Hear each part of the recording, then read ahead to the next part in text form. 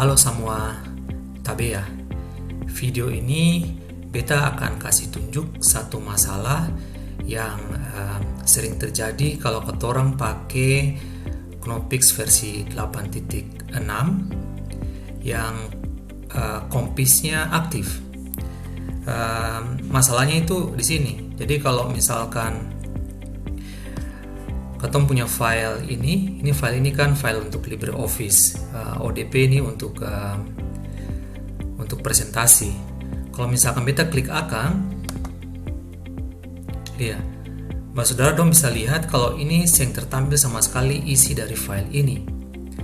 Nah, beta mau kasih tunjuk solusi atau jalan keluar yang beta dapat supaya bisa kasih muncul isi file itu, ya. Caranya beta sudah kasih mati. Lalu ketong harus kasih jalan LibreOffice langsung dari sini. Jadi langsung klik ini. Kita buka begini baru bisa. Kalau sudah begini baru ketong bisa buka file yang tadi ketong mau buka tapi belum bisa.